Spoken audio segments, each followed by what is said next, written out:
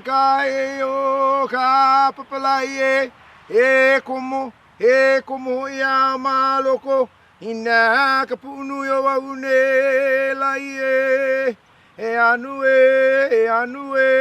ko e valeno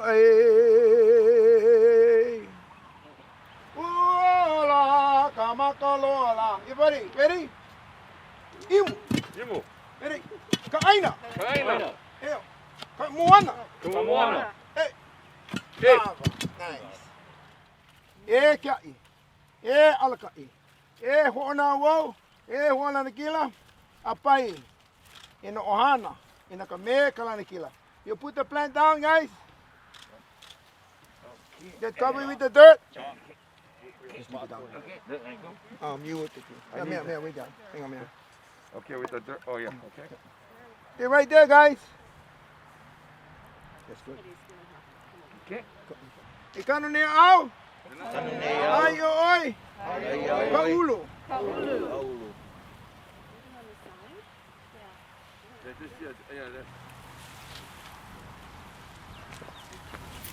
Everybody, si mahalo kia kua? Mahalo na makua?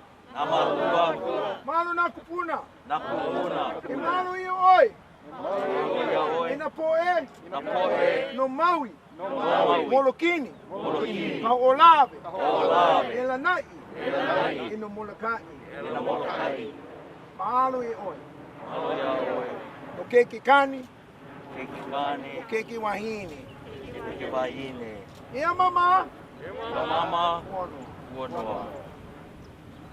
Hi, my name is Paul Sturm. I'm with Reefs, and we're working on a project to try to reuse the water that was being put down injection wells. So our goal is really to take and manage that water in a different way so that it doesn't have to be injected. So this is one solution here is to use vetiver grass and to use, you see some sprinklers here, and we have drip irrigation, and we can use a lot of water that way, and we can grow a plant that's useful in restoration projects or other restoration projects around the island. Each one of these grasses can be split after 6 to 12 months, can be split into 50 to 100 plants. So they can really multiply and be used in other projects around the county. Hey, good morning. My name is John Astilla with Sunshine Vetiver Solutions, and today I'm going to talk to you about this project we have in Kihei, where we're going to be using vetiver grass to help reuse and dispose of recycled water. Vetiver grass, it's a perennial bunch grass with a really extensive root system that is a very thirsty grass. It has a unique ability of using high amounts of water even in saturated conditions, and it helps convert nutrients that are in that wastewater into explosive biomass growth. This pilot project is aiming to answer whether or not this green infrastructure works on Maui. There's been studies across the world showing how vetiver grass has been an excellent tool for disposing of and treating wastewater. But the main question is, does it work on Maui? So this pilot project aims to answer that question. At the end of this project, we hope to find out and quantify the volume of water that can be disposed within a certain area of planted vetiver. And we're hoping that this information can help the county and decision makers really take a serious look at alternatives for wastewater treatment and R1 water disposal. And then we have some other solutions that we're going to test on this same site. We're sitting here very close to the Kihei Water Reclamation Facility. So we're using this R1 water, or we're using trialing different methods to clean up and in some cases dispose of the water. So two other things that we're going to be doing is looking at a SAT basin, which is basically an evaporation basin that we've made some changes to improve the water quality. So we're going to add vetiver grass here as well as biochar to that system. And essentially it's like a pond with vetiver grass and biochar amended to the soil to absorb the pollutants and the nutrients. And then we're also going to do a denitrifying bioreactor and a biofilter that would just clean up the water.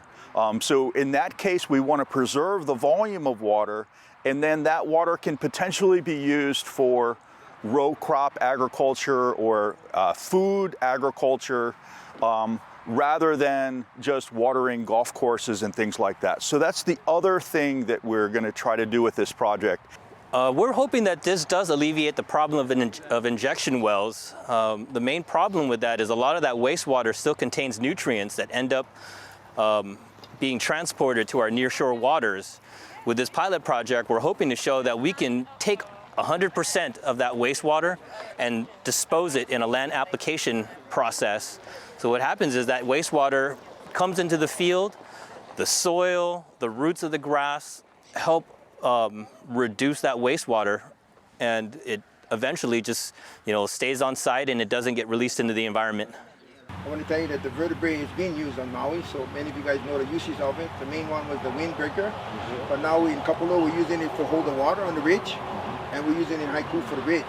So the vertebrae is being used for other reasons, but the biggest benefactor we have, like he said, we can use it as a partner plant, And so with the partner plant, we're able to do medicinal, we'll be able to do edibles, we do all kind of things. So anyway, thank you for the study, and so our council member Kelly King was asking you about the other project. So you just submit the budget to them and they'll let you study the project. Well, it's about time. I guess that was my first impression. We've been talking about the wastewater, and in the years when HCNS was flashing it off and not growing anything, people were wondering why don't they at least try to grow something. So this is kind of the manifestation of that idea that we've been talking about probably for a couple of decades now. How are you? And I'm just excited to see us taking this first step. I'd like to see us get to, if we had done this 10 or 20 years ago, we'd be at the next step, which is getting this cleaned water into our water system so that we're truly reusing and recycling the water into domestic use.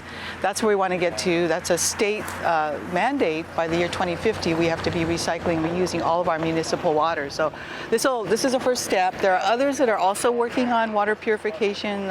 Travis Liggett has a project that he's doing with Limu to clean the water. So this is one of those innovative efforts, and I just really want to thank the administration for moving forward with this, because it shows that we're at the point where, first of all, we recognize the need to bypass the injection wells, and we recognize climate change. I mean, that's really the important thing here, is how are we going to clean up and prepare and try to mitigate as much climate change as we can. It is an awesome presentation we were given today. This grass is amazing of what it can do, both for carbon sequestration and nutrients removal from the soil and water that has been treated is astonishing. This will be with other crops like hemp and other crops that we can grow for building purposes. Also for our farming, this could be not only a windbreaker, but a nutrient driver.